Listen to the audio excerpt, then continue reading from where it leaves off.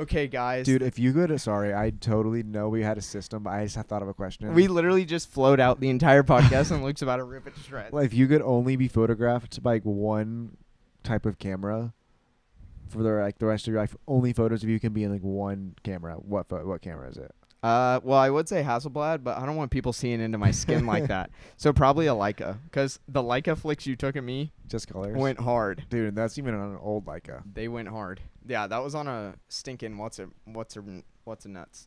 What's on that? A Deluxe from 2001. Deluxe 3. Okay, so the day you guys have all been waiting for is finally arrived. Also, if you see we're extra red this episode, it's not because of the lighting. It's because we are sweating like pigs. Why are you putting your jacket? I put on my jacket because I don't like my white shirt. Yeah, so we're sweating so bad that we might be even more red than we usually are this episode. Sweating? Yeah, but this is why like, I'm putting on a sweatshirt. The dedication. I'm going to have to see myself in reels for a week. That's the one thing people don't realize about having a podcast and being on social media is whatever you put out there into the world is on there for the rest of your entire life. I just couldn't have the white t-shirt out there. You better look good. And hopefully this looks good. We got our vibes going with the jellyfish. Only thing that might not look good is this mirror, but like, it's literally screwed into the wall. So who cares? We've passed that point. So you guys, we've been wanting to do listener question segments for a super long time, and you guys came forward with some amazing questions. So how this is going to work from now on is we're going to have a section on our website. I'm going to go build it tomorrow so that by the time this podcast comes out, you guys can go on cortandluke.com and go to the podcast section, and then there will be a Q&A slot, and you can leave your question. This is the most intimate we've ever been on a podcast. I know. So it's close. so close. I don't think people can tell. Well, these chairs are comfy. I think that's just why you feel intimate. Maybe. We've never been this comfortable on a podcast. We're usually in like super hard plastic chairs from IKEA. So that's going to be there. Go to cortandluke.com, or you can email us at contact@cortandluke.com and submit us your question, and we will answer it on the podcast. I can almost guarantee.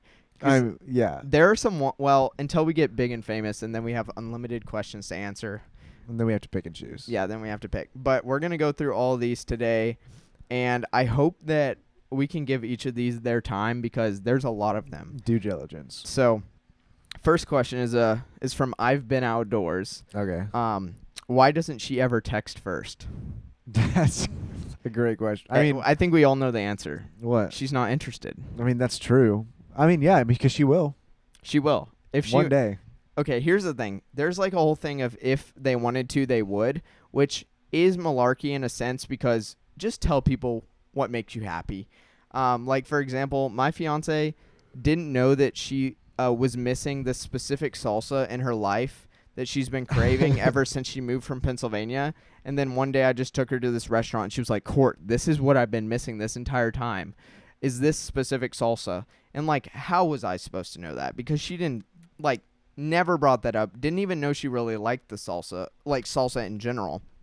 Because she doesn't even eat it when we go to our favorite restaurant. She eats the other dips. And so, like, things like that, it makes no sense to be like, if they wanted to, they would. But on stuff like this where it's texting or, like, the most basic human interaction. I'm just going to be real, like, I hate texting. Like, I know. Even when I was, like, dating, like, when I dated people, like, I was the worst texter. Like, which is so funny because all your relationships have been long distance. Yeah, and my fiance literally says, like, if I had known what texting was going to be like if we didn't have such a good relationship beforehand, she's like, there's no way we would have lasted. No. Because even on FaceTime, this guy, you suck at FaceTime. I'm the worst. Like, I don't want to, like... Like, watching him FaceTime his fiance makes me question their relationship, genuinely. That's valid. It's a little scary. A lot of people sometimes say that, but it's also, like, we've been together for 3 years, and so it's just, like, it's just different vibes. And that sounds, like, terrible, because obviously I still love her, want to pursue her, but, like... It's just like comes to a point where it's like you don't have to be like Skylar and I don't text like I guess we do send text every day, but we're not 24/7 texting all the time. You feel me? I remember when you're like in high school and college, like you like start dating someone and it's like you text them like 24/7. Oh my gosh, and you like stare waiting for the response. And so that's what you should be getting. If they're really into you, then they'll text first because you should be texting 24/7. That is so valid. So Ben, I know you're still single. Because you're in our comment section, but everyone in our comment section single. Okay, so next question is from Louis Massini. Sorry if I butchered your name. Why are Sony fanboys the way they are? They'll never be fixed. Then that's such a loaded question. Not because we know what answer you want out of us, but because there's too many sides of the coin. Like, well, no. Do you think is it nurture or nature? Do you become a Sony person because of nurture or nature? I would definitely say nurture. I think it's nurture. It's not nature. Because no one's ever come to Sony in their own free will. It's someone else that forces them to. Yeah, they're like exactly like us. Like drugged. If we ever switch to Sony, it'll because someone shoved it down our throats so much, or we took $1 million job and had to switch to Sony for it. Because every single time I've shot on Sony, it has not been a choice. It's like that is what happens. Like people are like drugged to Sony, kicking and screaming, like refusing, and then all of a sudden they are the ones that end up dragging other people. It's like watching conservative or Republican people get the vaccine. It's the same. Like they got it eventually, but only because they couldn't fly to Mexico. Dude, no, it's like I'm watching The Last of Us and like that fungus that gets in you, and then like as soon as you get it, you must infect everyone else. That is how Sony works. The second somebody in your friend group buys an FX3, you're cooked. You're toast. That's why we have to keep Christian at a distance. And I think that, I think the main thing is, since we're also photographers, like Luke took only photos tonight. So that's a big deal for us. Which is so funny because I would buy the R5C strictly as a photo camera. It's great. Which is hilarious because it does 45 megapixel stills, which is incredible, especially at the price point. And with the amount of firmware updates, too good. Okay, next question. How are you guys backing up raw footage and images? Which this is a hilarious thing because I have been doing the same amazing process for the past 6 years. Luke, I've been doing it for a month or two. A month. Yeah. So this is my exact workflow. Take the card immediately after the event, load it onto an SSD running out of my laptop. Then I edit off the SSD, and then immediately after, I back it up to 3 storage systems that are all mirrored. It's all the same storage system, unless sometimes I have things double backed up, and then all my specialty stuff is triple backed up. So I do a SATA dock, a two drive dock bay with a SATA connection, and then I get full internal hard drives from Seagate. I usually go about 8 terabytes each, and I drop them in that dual bay hard drive thing, and then you have 2 things to back up. So then you just get another hard drive bay. And then over time, as those fill up, I put them into a toolbox that's padded so that any vibrations, like in Mexico, there are a lot of earthquakes. So that's why I put the pad in them. So if there are ever earthquakes and it shook the box, it wouldn't vibrate the drives. And those kind of just hide away under my desk. And I save everything on my desktop. Yep. And that's the end of that question. Okay. Photo, video trends. This is a good one. Oh, I forgot to say, that was from the Valentine Collectives. And Valentine Collectives, we got to appreciate you, bros. Always in our comment section. We love. Oh, this one's also from him. Photo, video trends that make you cringe. So many. Well, we talked about it last time. Oh, the slanted photos. Dutch angle photos. For a wedding? Absolutely no go. I do have a question because you clearly like these. Long exposure photo. Love them. Luke is a huge long exposure photo guy. The thing is, long exposures, like, to take a good long exposure, you have to be skilled. Like, it's not just like, oh, blurry photo. That's right, good. right. Some blurry photos look bad. No, yeah. Especially when you're doing portrait long exposures, the face. So you have to shoot like whether you don't want the face smeared across the frame. It looks disgusting. You don't want it looking like one of those FaceTime filters. It's quite literally horrifying. Like it's like a ghost story. So you always want to make sure like your subject's face is like still. So like I just did senior photos, and I always told her like, hey, keep your face completely still, but sway your body in your dress. Oh, yeah. It looks beautiful, and it all makes like the whole thing like kind of swirl around you, but the face is still in focus and like together. That's valid. If you like, so I've seen like couples or photographers take pictures of couples. They pick them up and spin, and like their face is like smeared in a circle. Yeah, and like, they look their eye is like a foot long, and you're horrendous. like, what the? You're like, that's like not skill. It's just. So if you were to give advice to someone on how to do a long exposure portrait today, give them. I'd say keep your subject's face in the same place still, and just have them move their body. What shutter speed are we talking? It really depends how like steady you are with your hands and how fast your subject is moving. Like I would say like, I do 1/8 a lot. Okay, 1/8. That's a good place to start, and then you go up or down from there. And the f-stop, always 2.8, always the lowest. Yes, but no, because whenever you are dropping your shutter so much, sometimes you have to increase it. You gotta raise your f-stop. Cool. All right. Well, there's the bottom line for that. Also, I'm at 5% on my phone. We'll see if we make it through this. Okay, Photos by Soph asks, how do you handle burnout? And this is an interesting one. This is an interesting one because back when I was living in Mexico, I'd get burned out by everything. Really? So like I couldn't even really work a full day just because, well, one, I was living by myself. I was living 1 or 2 languages separated from all the people around me. None of my family was around. None of my friends were around. Obviously, like wasn't dating at the time. Really only had one person like pouring into me. Just everything about that situation sucked. Nothing was enjoyable in terms of food or like activities other than hiking, and leaving the house was a burden because it was such a new environment.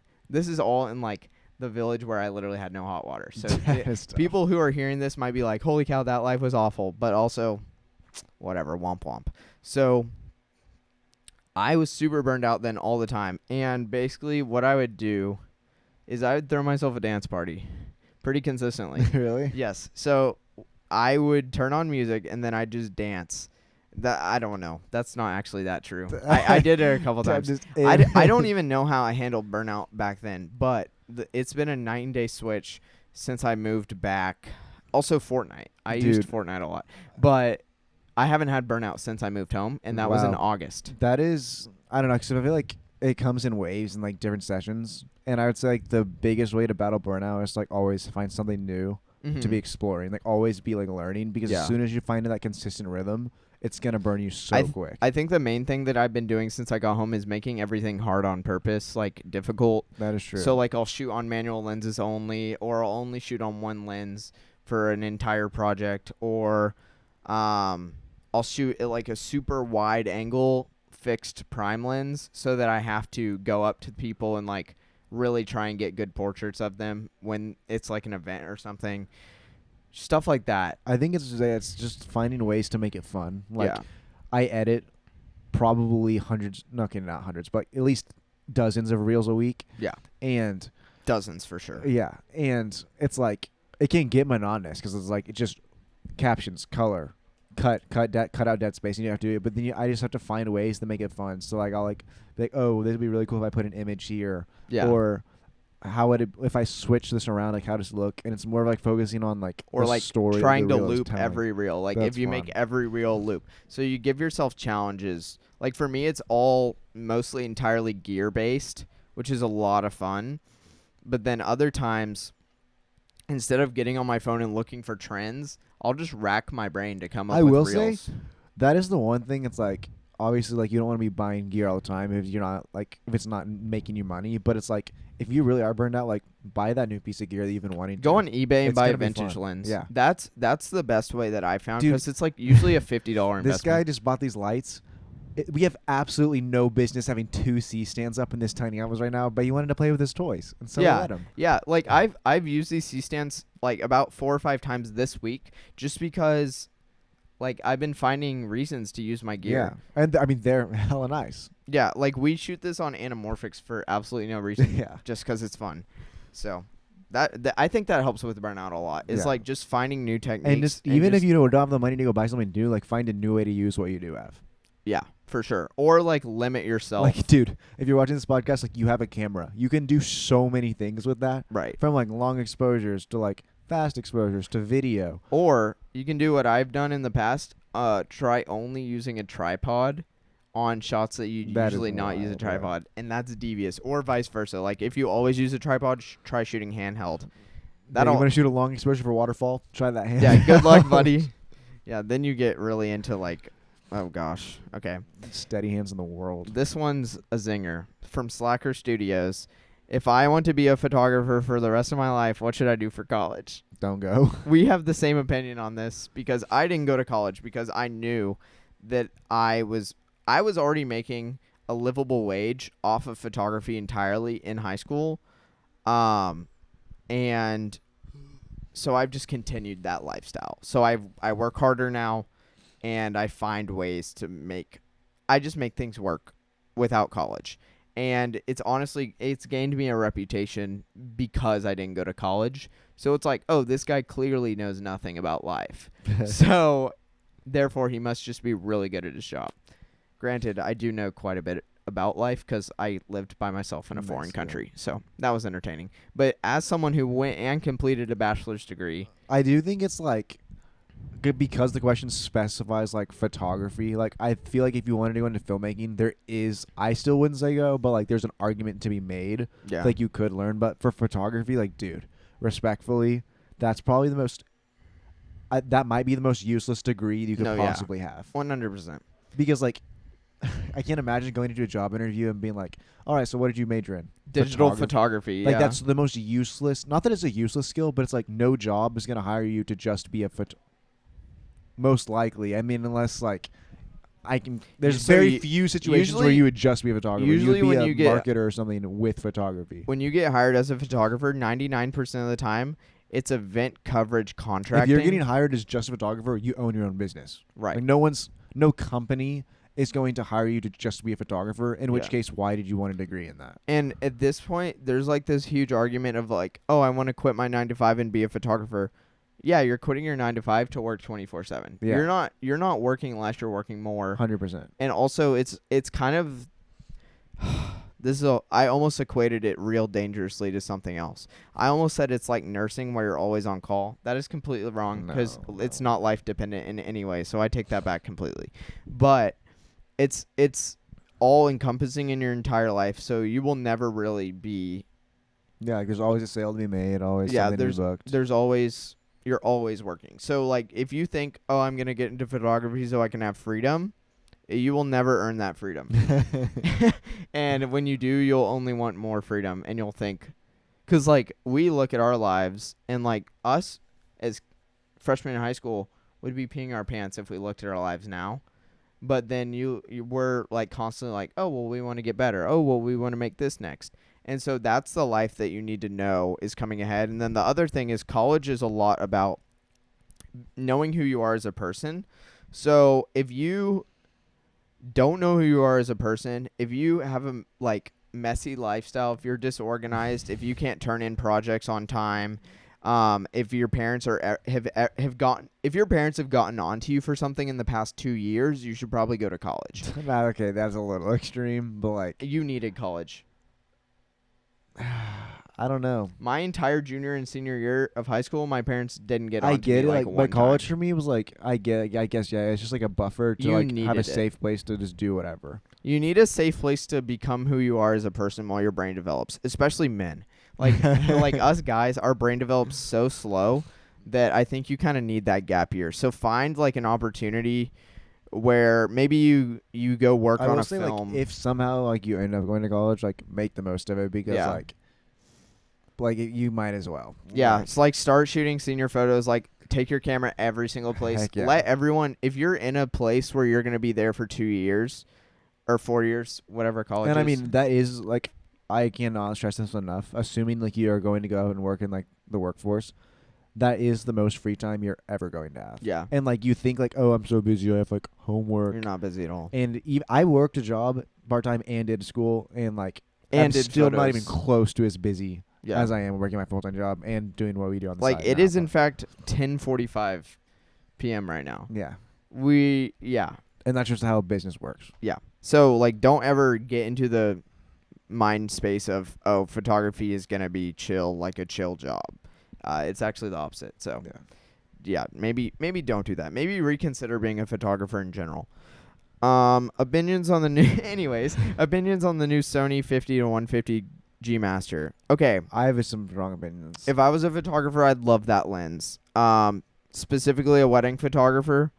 50-150 is a fantastic range, especially at even f2. for concert photography. Like that's goated. Oh, that's a really good lens for concerts. It's a really good lens. So f2 is miraculous. Everyone is like, oh, well, what's the difference between f2 and f2.8, brother? 2 stops. Bro, it's a lot. That's so much brightness. That's a lot of light. So many light beams. There's a reason that all your favorite wedding photographers have the 28-70 f2 is because it's just that much of a difference. Yeah. And then the reason that I would never buy that lens even if I switch to Sony entirely, is no image stabilization. So because I'm a hybrid shooter and I run and gun, I can't buy that lens. But see, I also am a hybrid shooter, don't have a single image stabilized lens. And now you have a $600 fly cam because of that. Yeah, it's so valid, actually. So where you don't spend money, you will spend money somewhere else. So in my opinion, slim down your rig, buy the expensive batteries, buy the expensive cards, buy the expensive SSDs. Like literally, that is true. Always buy the expensive cards and SSDs. Spend so much money on the stuff that you think is the most basic, because then you won't be buying a gimbal. And like a gimbal's trash. Everyone knows that. Gimbals are not good. Gimbals are horrible. So like the nicer items you buy, like think about how much this knocked out for us.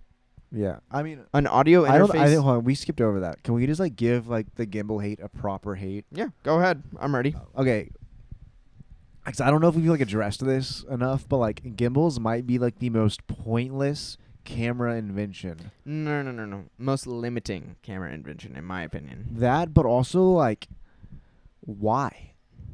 Like I get like smooth footage, but it's like, one, a fly cam's better. Yeah. Two, most gimbals are like cheap and can't hold that much weight. Yeah, that is a big so thing. It's like, I don't know. I've never failed or realized the value of one. I was watching videos. Sorry. It's only 11 p.m. Why am I yawning? I was watching videos on the R5C firmware updates, and everyone was saying, oh, this is a fantastic cinema camera because it's so small it can fit on a gimbal. I'm like, dude, who on earth is buying a cinema camera just to put it on a gimbal? No one is shooting movies on a gimbal, bro. Not a single. I think that's actually probably short true. Films. Actually, that one scene in that new Adolescence. No, it was Mel Gibson's movie with the plane. They did actually use a gimbal. Flight? Yeah, the one because it was like such a tight space. Wait, is that Denzel Washington? No, I don't think so. I don't know about that movie. But there's some pretty interesting techniques. They have like the huge LED screen they shot on. But anyways, that's the only time I've ever seen a gimbal use, and that's Mel Gibson, and he has some questionable uses of cameras anyway. So, bro, I'm not gonna lie, I hated Gladiator. 2? So much. I haven't seen 2. I tried watching 1. Here, you hated the original? Yeah. That's one of the worst. I mean, like, I don't want to say it's a bad take. Like, I guess it's a take. No, you should see our comments. If you want bad takes, go into our comment section. That's the real. But like, I've just never heard that take before. Gladiator is a classic. Okay. I get it if you didn't like number 2, but I understand it's a classic. I just didn't like it. It's like saying like I didn't like Top Gun. Who doesn't like? That's Top so different. No, it's not. I watched Top Gun and it makes me feel American. That's so true. I was thinking about that the other day. Like, whatever happened to like artists like Toby Keith? Like, we don't have American music anymore. This guy loves Toby Even Keith. Country music. Like, I haven't heard a song that I was like, man, like, I am proud to be American since like then. There's no like new songs that have come out that I'm like. And that gets us onto our next topic, racism. And we're gonna talk. I'm just kidding. We'll cover racism in one more question. I don't know if you did this yet, but my question is, how do I make more connections? Okay, this takes us back to the college thing. Take your camera everywhere. Now you spend $1,000 on that thing for a reason. That is okay. I will say that is harder to do. It's easier to say than do. But I did that. Wow, excuse me. You just about threw up. I did that for a time, like in college. My freshman year, I would say, actually is when I really did it. Quite literally, I did it everywhere. And like the amount of places that it allowed me to just have a camera and like pitch myself was unbelievable. Like one of the very first concerts I was ever at was Gable Price and Friends, which was like a concert at DBU that DBU was throwing. And I just had my camera. And so I just like shot photos from the crowd with a 24-70. And I still got some bangers, I guess. Yeah. But I like literally ended up DMing them to them, and then they like loved them and posted them, and I was like, "Oh my gosh, this is awesome!" And then such began a wonderful career in concert photography. Anyways, now you're like 100 concerts later, literally, which is actually insane. Like if you were like high school Luke was like, "Oh, like the artist that I shot for now," you'd be peeing your pants. Actually, pooping my pants. Yeah. Anyways, the question was about something. How do you make more connections? Okay, so here's some practical advice. If you are uncomfortable carrying your camera around in public, make it more comfortable. And the number one way to do this that I felt is a strap. A cool strap. A new strap. So not the Canon or like the Sony strap. No. You cannot. I'm sorry. If you're a photographer that just has the generic name brand strap, it's just cringe. Yeah. We're in 2025. Please buy a Peak Design. Honestly, it kind of makes you look like beginner. A dweeb. Like the guy tonight? Or just like a casual. The guy we saw? Yeah. Canon strap. Using the on-camera flash? Yes. Who uses the on-camera flash? Like, are you poor? Well, if he's here. That was a joke. For the record, this is a podcast. It was completely a joke. What if he's here? So it's a comedy podcast. You're red. I know. Okay, anyways, we're gonna keep talking. That would actually break your head open. These things are strong. Devious, Remember bro. the iPad? I feel so bad if he's out there, bro. That'd be really funny. Okay, anyways. Oh my gosh. Was if I did it for the content. You're a bully. You're a bully. Okay. Dude, people are gonna look at me and be like, "Oh my gosh, the coloring." No, I'm embarrassed right now. Okay. Red. Yeah. Can we get back to my point? Sorry, dude. I've interrupted you twice this point. More than that. So, if you're uncomfortable carrying your camera in public, get a new strap. So I have my Nikon. Luke said something mean. Okay. Luke Montgomery Media. We're just gonna sit back now. Yeah, you almost sat on the mic too. Bro, Your strap point. okay. So I have a Nikon Coolpix L330. It was my first camera ever that my parents bought for me. Thank you, Mom and Dad. That thing, oof. It's a rough camera, but it's gentle. It's pretty. It's sweet. It's cute. It has a 26x optical zoom. I have a topic after this. Okay. It's just a loving beast. It has those Nikon colors that everyone knows and loves. So I love that camera. It came with a strap like the Nikon strap, the crappy one. So then I was carrying it without the strap because everyone knows the first stage of becoming a cool photographer is taking the strap off your camera.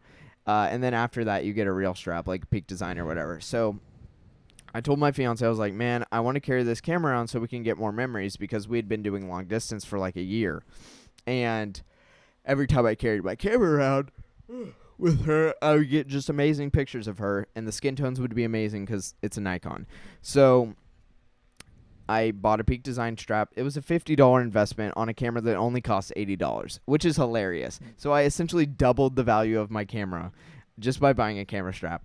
And now I carry it everywhere. And, dude, we got such a banger photos in Austin. It wasn't even funny. Yeah. So that is stage one to making more connections. Carry your camera everywhere. I wear my Leica everywhere now. Yeah. People... Yeah, because I told Luke. It's a pretty strap. I told Luke, I was like, get a pretty strap. And we went to the camera store. If you had seen I had the original strap, it was not good. It wasn't fun to carry. Yeah, it looks like a Gucci strap, but Leica. Yeah. So that's stage number one. Then here's the thing. The amount of people that have come up to me to book gigs because they see me on like a weekly basis with my camera. And they're like, oh, we need our wedding shot. Photo guy. Let's go ask him if he does weddings. Yeah. That has happened more times than not. Like, I've booked most of my clients because someone is like, oh, yes, this camera guy, I wonder what he does. And then I show them my portfolio, and they're like, oh, that's exactly what we're looking for. Yeah. So become known as the nerd with the camera on your campus, and it 100%. Will take you much farther than any LinkedIn profile ever could. That being said, so you know how, like, there's, like, pretty, hot, and beautiful? No, let's go cute, pretty, hot. I'm scared. Where's this going? I want to do that, but for cameras, for camera brands. Cute? I mean, I'm gonna give you a camera brand, and okay. you give me.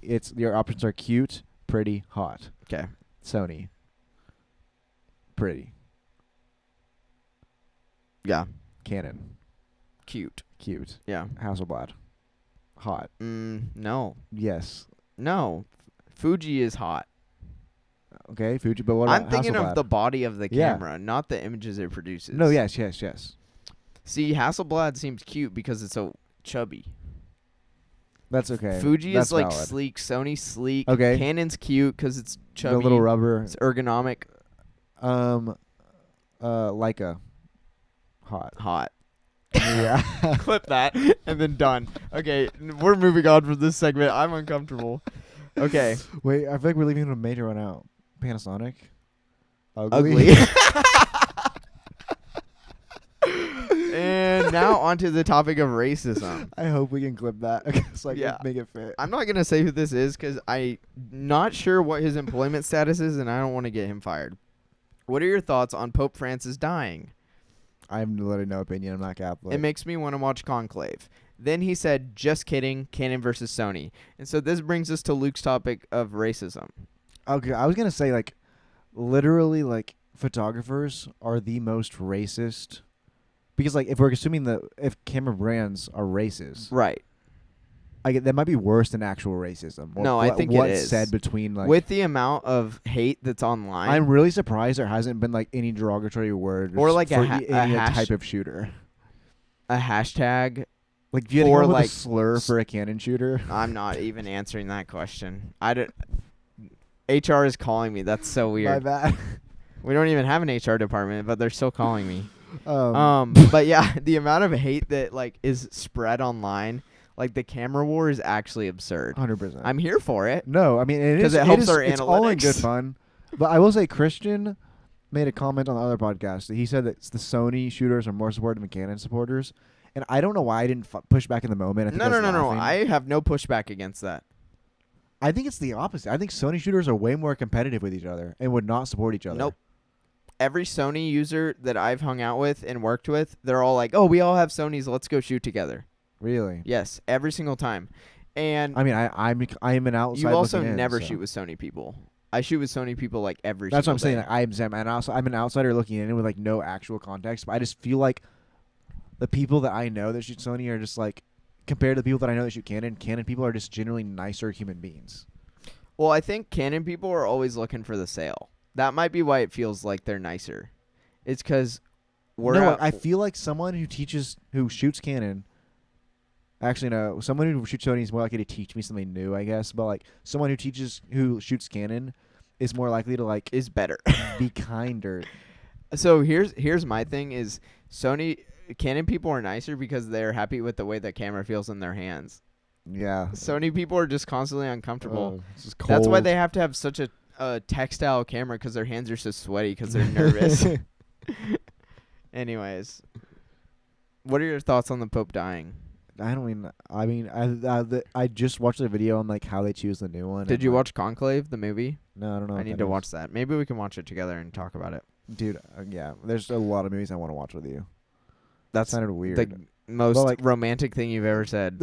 I just mean like we have to watch the Minecraft movie. We're gonna have to see Dune 3 together. Like that's gonna have to happen. Yeah.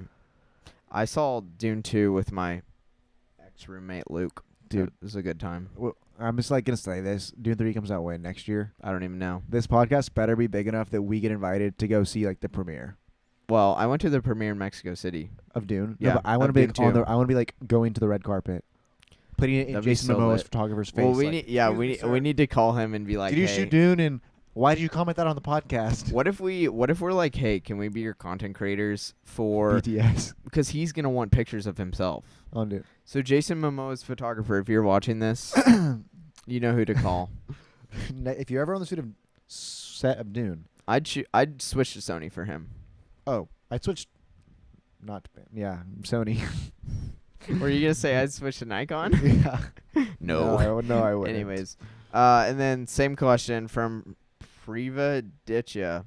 Y'all have odd usernames. This guy has a normal username, not Jahil. I guess his name's Jahil. Come on. So, what's the main cause of camera brand discrimination? Jealousy. Is it? No, I feel like it's like pride in your own. I think it is because with ego. the R50V, like looking at the price difference between the FX30 and the R50V. R50V is so much better based on price alone. And it's literally $650 versus like $1,700. Same specs, better colors. I just think like people keep seeing Canon's base prices the second they drop a camera and getting really scared off by the sticker shock. But then look at the value, like not the value over time, but the price over time drops so much, and they continue to drop these insane firmware updates. That is just nutty. I feel like if you buy Sony, you're looking to constantly resell your camera. If you buy Canon, you're looking to keep your cameras forever. Yeah. Because that's what I've observed in my time. Yeah, I feel like in my old age. True. content. Like people tend to be way more content with where they are than Sony shooters are. I was like, I need the next one. Yeah, and meanwhile, I'm like, oh my gosh, how much can I milk out of this R6? I'm still milking. Dude, I'll be milking for a lot longer. Bro, that's what I'm saying. At least in maybe another year. After like realizing how good of shape my R6 is, I'm a little worried it'll never die and I'll never be able to get a new camera. But Morgan would be like, oh, thank God, because now we don't have to spend money. Yeah. So, I don't know. I'm just wondering how long I'll be satisfied with 26 megapixels. And, yeah, I mean, I just haven't had a reason to go bigger yet, but... Like, yeah. That's like shot... No, these were shot on T7i. That's still... That's a great That's still quality. 26, I think. Oh, okay. Well, that's crazy. It's like 24 or 26. Because, like, those are beautiful prints. Yeah, they really are. But the thing is, like, I did think I would need 45 megapixel sensor from the R5C. But at the end of the day... Okay, I have something. This actually blew my mind. And out of the utmost respect and honestly love that I have for this person, I'm not going to announce who they are. Okay. But I was talking to a photographer a couple of days ago. Oh, gosh. Every shoot that they've ever delivered, they delivered small JPEGs. And when I say that, I mean like 700 kilobyte files, not even a full gigabyte. And so like one of their clients, moms, had reached out and said, hey...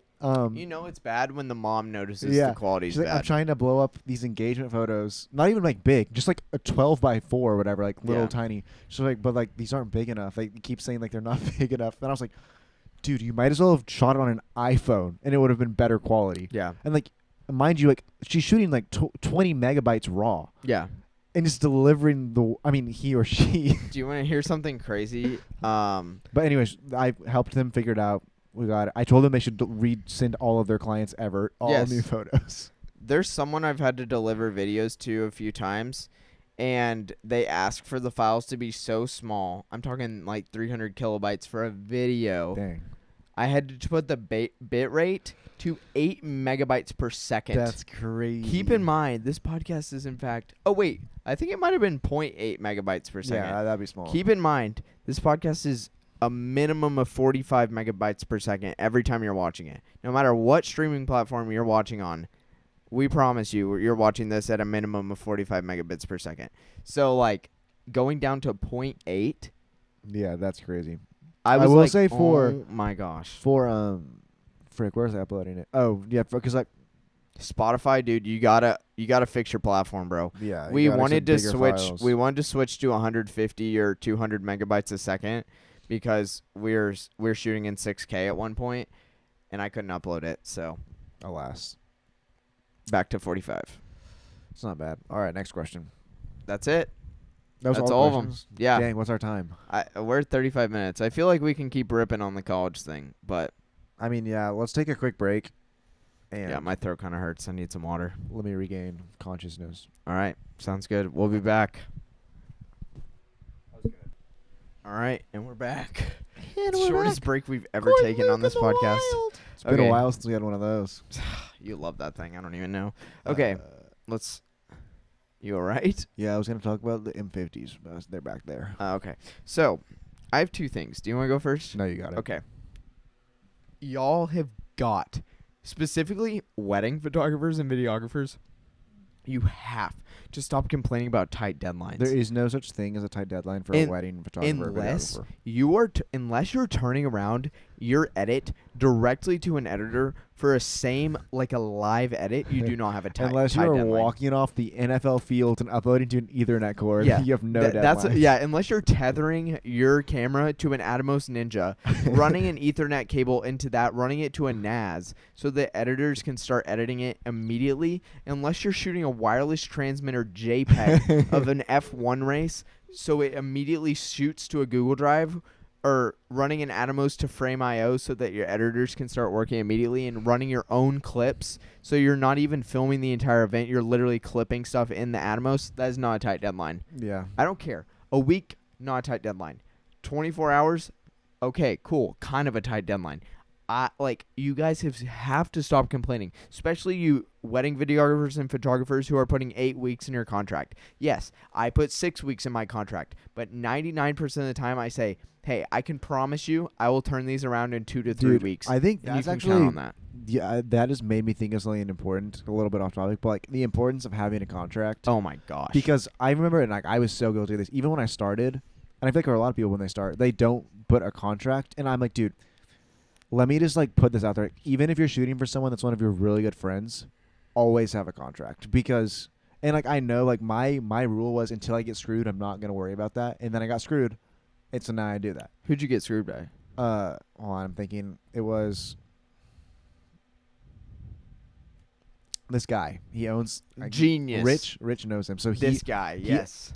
I don't even mind. I'll completely at him. He owns the Kessler Theater in Dallas. Okay, there you go. He hired me to come and shoot this like rock and roll concert, and like I delivered the images, completely ghosted me.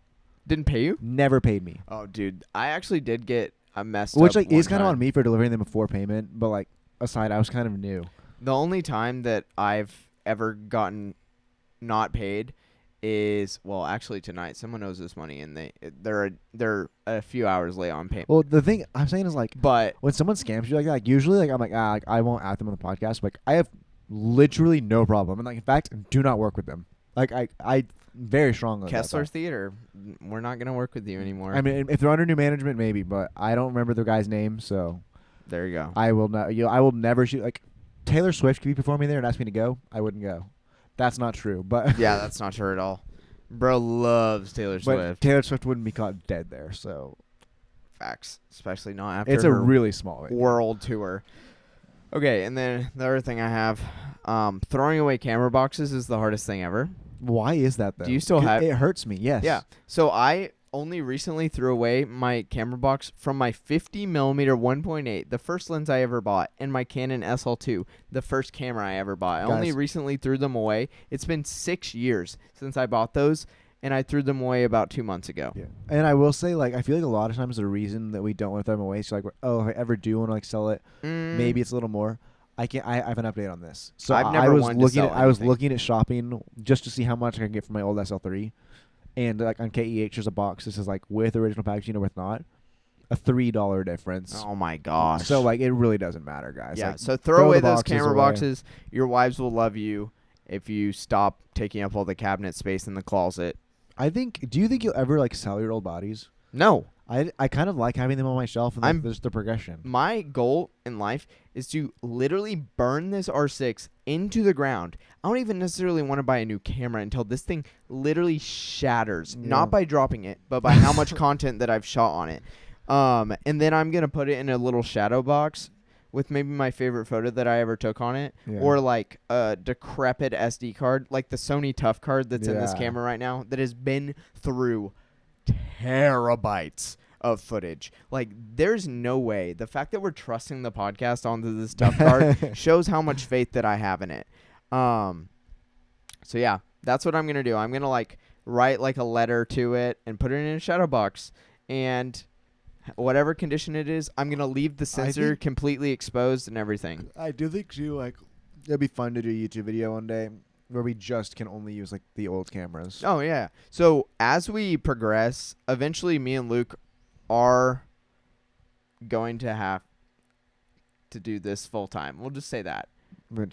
Eventually, in many moons. I mean, that's the every kid's dream to do YouTube, right? Yeah. We'll just leave it at that. Yeah. It's our dream to have this be our full-time gig.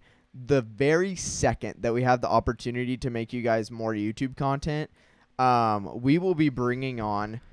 My goal is to do a live stream where we bring on photographers to have them bring their oldest RAWs that they still have, their worst photos, and see if we can salvage them. Yeah. And that's going to be the show. We're going to interview people. We're going to have fun.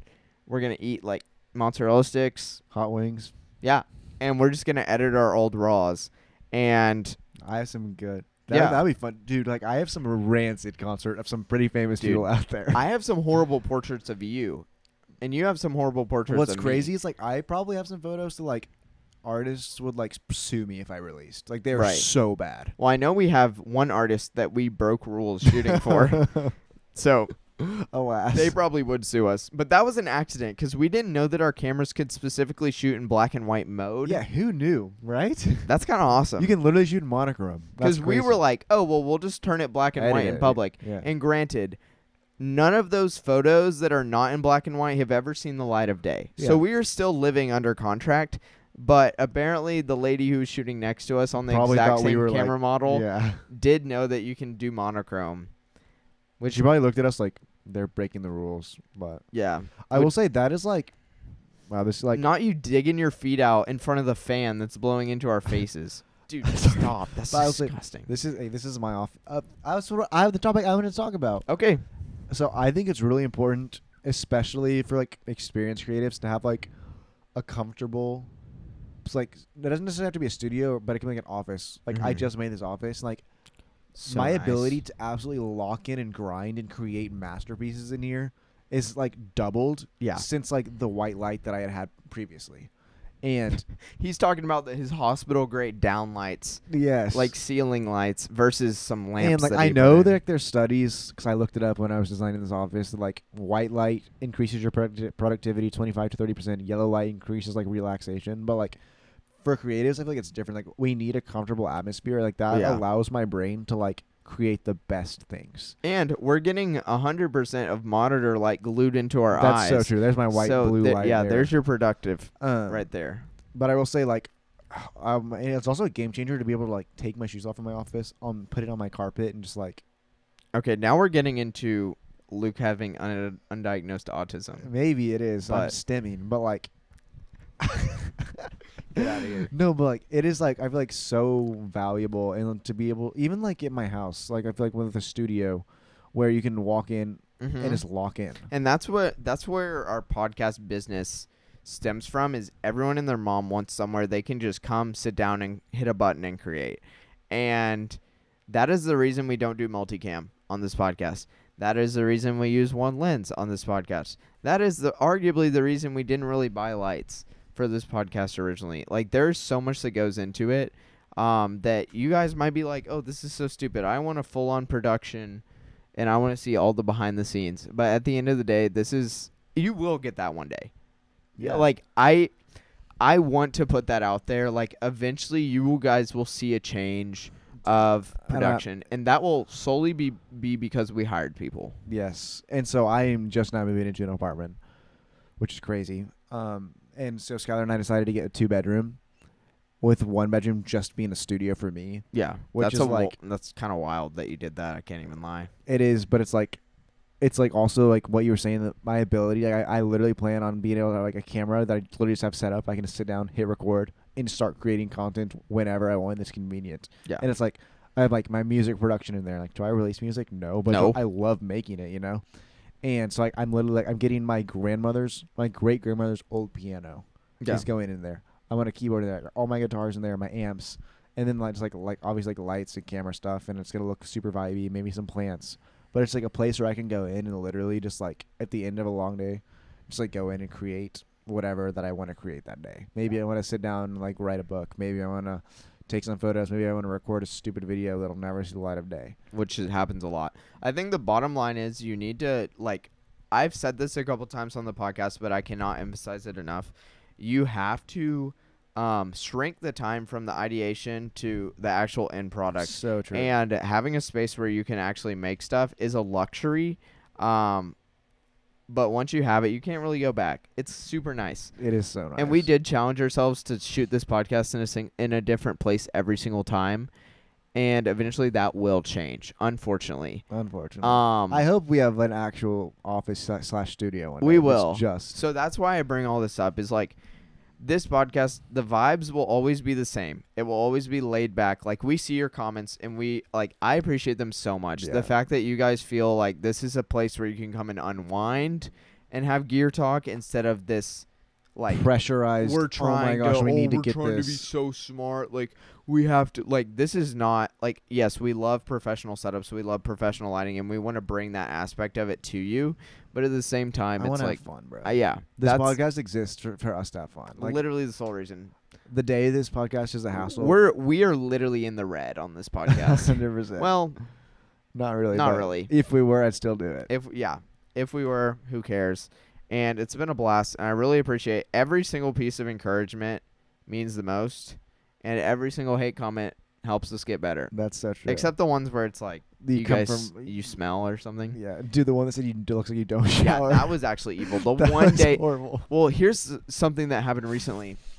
So I'm insecure about this spot on my neck where like hair, like my beard doesn't grow in. Dude, in that I think one I have spot. one of those too. Yeah, and my cousin has the same thing. And when he said that, I was like, man, we are bonded, more than we've ever been before. And so I shave pretty much every day or every other day. And the one time I don't shave, I get a hate comment that said, "This dude looks like he doesn't shower." And I was like, dang, that actually hurt super bad. I think I was having a bad day too on top of it. No, and it I was genuinely like, it hurt my feelings. So then I was on a shoot for the National Day of Prayer broadcast that goes out on like every major news network, like Fox, CBS, WFAA, like pray.com. There's a YouTube live stream. Like, it is massive. Like, Tim Tebow hosts it. There's like an entire literally section of the government that is dedicated to this broadcast and like making the National Day of Prayer. Like, it's a legal thing from Ronald Reagan that it has to exist.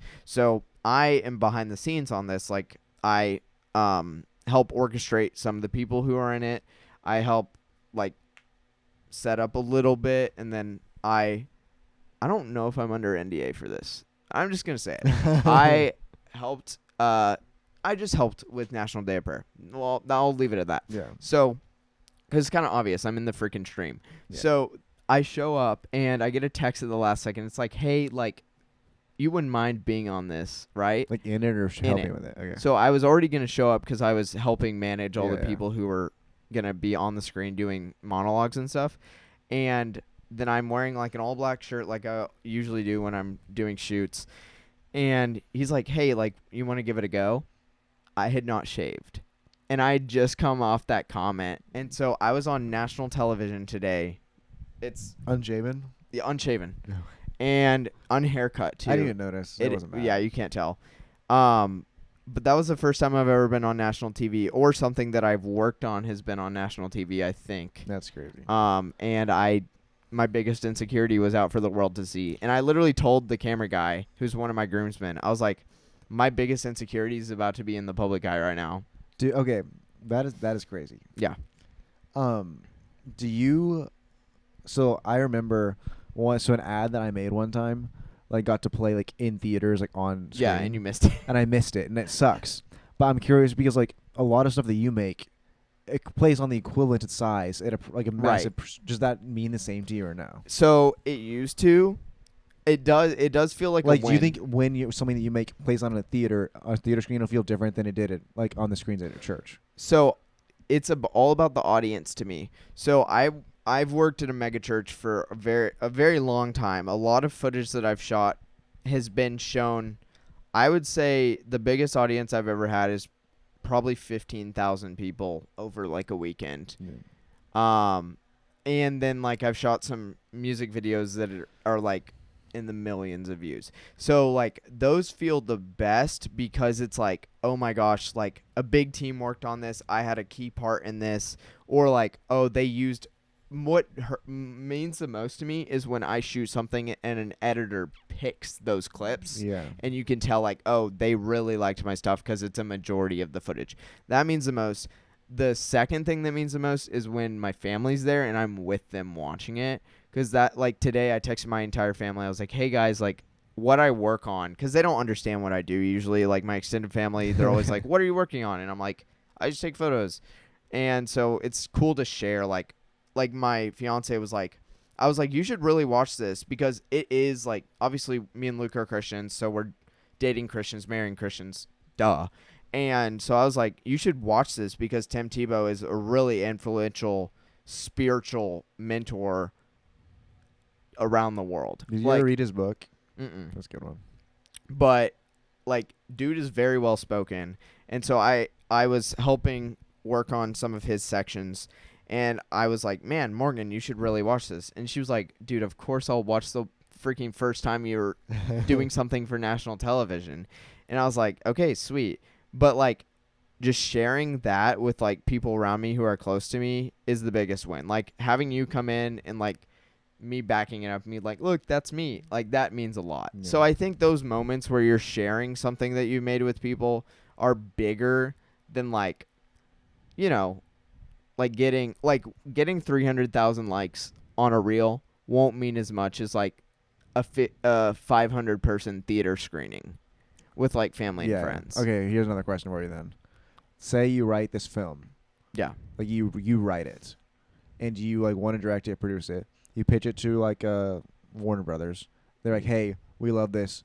We want to buy it from you, but you can't. Like, we want like super famous. I can't think of a director right now. So and so Spielberg to direct it though. Would you like give it to them? I think I would, just because I'm in such a spot of finance that would, like, that money would change my life so much. Because the younger you are, the more money can change your life because you can invest it. Yeah. So I think I just would, and it's like, okay, great. Like now it eliminates the fact of this won't get made, which I've obviously written short films and they haven't been made yet. So like, at least. Yeah. And at the end of the day, you get to go watch a Spielberg movie that you wrote. Like that's kind of sick. And like, think about people. I think I would do it as long as like they made me an executive producer, even if I got no say, just so I could be on set while it was being made. That's sick, actually. Yeah. But what if they were like, you can have nothing to do with this, and no one will ever know you made it? There would be a number. If there was, there's a number. I don't know what it is, but I don't know what it is. If they gave me $750,000, I'd probably. That's an offer I can't refuse. But here's the thing. And then like, no, I guess you still want it to be successful, but it's like, imagine like it's like the next Harry Potter, like, and like you have to keep cranking them, and no residuals. And no one ever knows that you're actually writing them. Yeah. What if like your wife didn't even know? She's not, yeah. Like your family doesn't know. Okay, that is a good question because I'm genuinely curious. Say like you like are on an NDA, you can always tell your spouse, right? Right. Your spouse, is that actually allowed? I don't know. There's levels to NDAs. Like say, but if you're in the CIA, you can't even tell your spouse, right? No. Yeah, but we're filmmakers. We're not in the CIA. Are we? Just can imagine. Clip. Da-dum, like boom. Yeah, I mean, when you're in the CIA, you have a completely fake life. I'm also like, you don't apply to be in the CIA. They find you. You do. Really? So I watched an entire documentary about this. Could I apply right now? I just wouldn't get accepted. You actually wouldn't, because I can tell you why you wouldn't be allowed to. There's many reasons. There's actually a lot of reasons why you couldn't be in the CIA. Could you? No. Because you lived in Mexico. Well, I've lived out of the country and I'm on the internet a lot. I am too, yeah. And like, if you go to you Google Cort Letcher, you're done. My entire life. Yeah. So that's like, because I usually attach my names to projects. Like I don't do a ton of work. I'm sure they would give you a new identity, but they have to scrub it, I guess. Bro, stuff is hard to scrub, especially these days with like the amount of cloud backups that exist. I'm just saying, I don't know if I can say that. We don't get political, but the lady that crashed that helicopter into the plane, her social media was scrubbed so fast. I will say, I think that was on it. I think that was on purpose. No, they just announced it. That it was? No, they announced that she was on her phone and an officer told her to move or gave her a command and she didn't hear it or she didn't obey it, and that's what she caused all the deaths. And people are, I don't want to get political. People are speculating because of the DEI stuff that she was a DEI activist and that's why they scrubbed her social media because they didn't want it to look that bad. I need to, whatever you learned about this one, send it to me. Again, just because I'm interested. Apolitical, completely unbiased. I don't know what she did. Bush did 9/11. Besides crash. That wasn't funny. We could have cut that. Probably not. But we're not cutting anything. I'm too lazy for that. I mean, she did. Remember, this is supposed to be a fun podcast. Every time Luke is like, can we cut something? I'm just like, no. Unless it's like, there's been several times where early on in the podcast. Early on, there was a couple things. There was a lot of things we had to cut. Yeah. It was bad. And it was entirely stuff you said, except for one time. That, I got to go find that because we still have the raw clips. Yeah. Man, what a time. It's really funny. So this is my other point I wanted to get at, and you had a lot, so I wanted to let you go. But slow and steady wins the race. Dude, Perfect just did that. Slow, Turbo dude. versus the... When I tell you, like, there was a guy who I was teaching how to get into photography and stuff, and dude was hitting it hard out the gate. Bro is off the face of the earth now because he wore himself out. And while I respected the grind at the beginning, he was like being super cocky and being like, "Oh, look I know who you're talking about." He was like, wait. I don't know him, but I know the guy. Yeah. Okay, yeah. So he was like being super cocky. He was like flaming me. He was like, "Dude, well, look at my view counts versus yours. Slow and steady will always win the race because, like, bro, the algorithm loves consistency. So it's better to do a video every single month at the exact same time on the exact same Friday. Like do that over a video every week that is sporadic. Yeah. You know, if you can't drop a video every week, drop a video every month. If you can't drop a video every month, drop a video every year. And if you can't drop a video every year, quit. That is the bottom line, because like all these people talking about burnout, cool. Make it more fun. It is true though. And then the other side of it is slow yourself down and make your work better. Like, be more consistent. And I know that's difficult, and try not to cut corners and stuff, but at the end of the day, I was like, work at it. Like, Cort today walked in and looked at something I was editing, like, dude, that looks so good. And it does. Felt amazing, because I've been working on coloring that for like literally probably like 2 days now. Yeah, it did look really good. You know, it's exciting. Like, also, like, yeah, maybe start complimenting each other more and stop being so toxic, people. Cause yeah, the day people finally compliment our color grade, one day, I'm gonna ascend to heaven. My heart is gonna leap out of my chest. Oh my gosh, who colored this? I think someone did compliment our lighting one time, and I was so happy. Okay, do you remember the first reel I ever posted that somehow was blessed to go viral? Yes. That looks like just log footage. Yes. If you were to go through that, you will see comments of people saying, "How do you make your footage look so good? This looks amazing." That's what I'm saying. I don't get it. It was the worst thing I've ever seen. Well, no. I think it was the Helios. We did that. No. I'm saying the first reel on my personal account. Oh, yeah. It went viral. Oh, my gosh. It's just straight log footage, basically. So, basically, Luke was doing, like, a super, super matte color grade. Yeah. Well, one, you didn't know how to color grade. I didn't know. I literally... He didn't even know what a Rec 709 log conversion was. I was pasting, like, these random LUTs onto log footage, which wasn't doing anything because it wasn't a Rec 709. Yeah. So, bro wasn't even converting. He was just putting on a look LUT, basically, onto his footage. It looked like a little saturated log footage. Yeah. No, yeah, actually. It would be like if you took a raw image and just turned up the saturation. Yeah. And it's like, cool, it's still raw. Yeah. Like, you didn't add any color data. But people were literally commenting on that video like, dude, how do you get your videos to look so good? And it's literally just because it was, like, high quality. And that was interesting to me. And the other thing was, what was my advice to you on that? What do you mean? Was I saying you should change it, or that I liked it? I don't think you ever said anything. Oh, I guess I was kind of... But also, if you were to go back to my Instagram, there's some of the worst grades you have ever seen. No, yeah. I'm going to be ashamed when we go back one day to re-edit, whenever. I was telling Luke, because the goal for this podcast is longevity. That is the goal. Like, that is why we do everything the way we do, is longevity. And there's going to be a day where we go back and make, like, an anniversary edition supercut of all the best moments of Cort and Luke. And the fact that we still have all of our raw footage, we will be, you best believe we're going back and fixing the color grades on every single episode, because we looked back at some of our reels today. Because what did we hit? I think we're at like 135 reels posted, which is crazy, kind of impressive. I can't even cap. 138. It would have been 137. I accidentally posted 2 reels today. Oopsies. And the one guy that's always looking at her was like, do it one day? Yes! Yeah, PCX Films or whatever. That guy who comments on every single reel. We love you. The one question, and this is not really a question for the podcast, is, you know what? We can change this into a question for the podcast. Honing in on, let's talk about niches. Because that's important. Yeah. And we underestimated that at the time, but we found our niche. Because I feel like our niche wasn't really at this very beginning of this podcast. It was but friends and family. Yeah. And that's how it goes. You start off with your friends and family watching your stuff, and then you immediately start looking at your comments and be like, who on earth is watching this? Oh, okay. Oh, cool. 35-year-old men. That's our audience. But anyways. All right. Do you have anything I did before we wrap up? I have to give some movie updates, I guess. Yeah. It's Letterboxd. Still haven't watched Flow. Okay, I watched all of the Hobbit movies. I feel like with the Hobbit movies, you kind of have to rank them as one movie together. It's just one really long movie. I didn't even know there were 3 Hobbit movies. I thought it was one movie. Yeah, okay. Anyways. I knew there were 3 Lord of the Rings movies. There are. I've never seen those, so I'm watching those next. Right. I just, after that comedian, after the I just comedy can't show? do it, bro.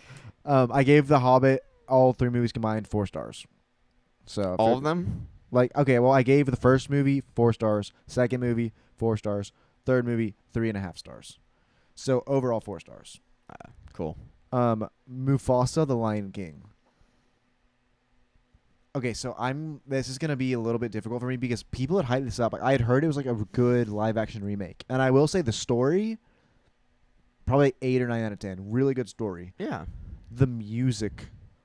Horrible? Some of the worst Disney songs I've ever heard. Like making like The Little Mermaid. See my brother. Dude, you know what I'm talking about? It's so bad. It's a meme. It's horrible. Yeah. And I didn't know this was a meme, so like this makes me feel so validated. Yeah. I was literally watching this with Skylar, and I looked at her and I was like, "This is who wrote this? The worst." And it's like very obviously they tried to do like Malele song. Horrible. I don't know about that. I haven't seen it. I just see the memes. It's like so obvious they were trying to make it like musical, and like well, The Lion King is a musical. No, but like whatever happened to like the Tarzan soundtracks and the Lion King soundtracks. Well, that's just Phil Collins cooking. That's on him. What happened to just like giving an artist a whole movie and letting them do it though? I do miss those days. I miss the days of single artists creating this institution of like a piece of work. Beautiful. Like let's get back Disney to just giving one artist a whole movie and let them cook. Yeah. Well, so that's the thing is like with this new movie, it was directed by not Josh O'Valley. Who's the other O'Valley brother? I might be wrong. I don't know. Okay. Regardless, it was directed by Finn Wolfhard and his friend. He directed it? Yeah. And the kid? Yeah. Dang. Well, he's our age. He's like 21, 22. That's crazy. But he's made a feature film. He made a feature film. That's crazy. So he's made movies before, really good ones. I'll show you his short Does film. he do camera stuff? Or is he just a director? He's very proficient with the camera. So we could get him on the podcast? His brother, Nick. Yeah, honestly, we should. Because there's no way we could get him on the podcast. Why not? Maybe one day. What do you mean one day? He's literally our age. You think he'd come on right now into our podcast? I'm one connection away from him. All right, guys. And next week we will be having Finn Wolfhard on. We're also one connection from Mr. Beast. We're one connection from like half of the world. That actually is true. We're one connection from Trump. We're one connection, like so many people.